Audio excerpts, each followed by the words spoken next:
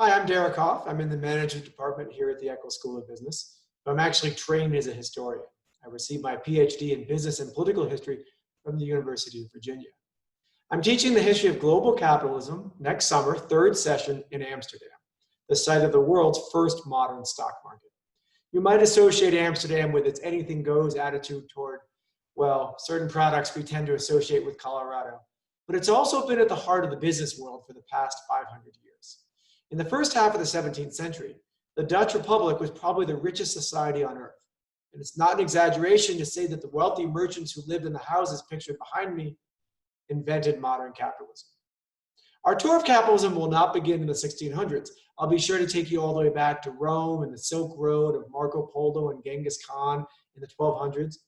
But we will spend a good amount of time in Europe in the 1500s and 1600s when modern capitalism took shape. We'll cover the good ideas that the Dutch had, promoting free trade, supporting the individual entrepreneur, and allowing religious freedom. And we'll also cover some of the not so good ideas. The Dutch East India Company, one of the first huge conglomerates as we know them today, was a major force in the trafficking of human slaves around the world.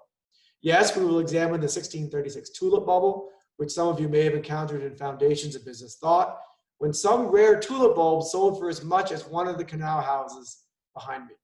Oh, and we will cover a bunch of more recent important topics in the history of global capitalism, like the Industrial Revolution and the Great Depression.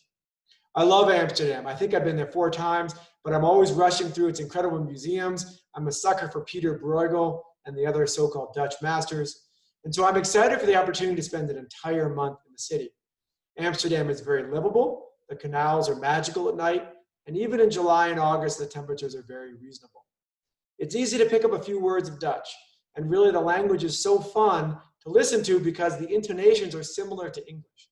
You feel like you can understand the language, even though you can't. I'm excited for a bunch of side trips in the Netherlands itself, from The Hague, where we can see the famous girl with a pearl earring painting, to Rotterdam, which until recently was the busiest port in the world.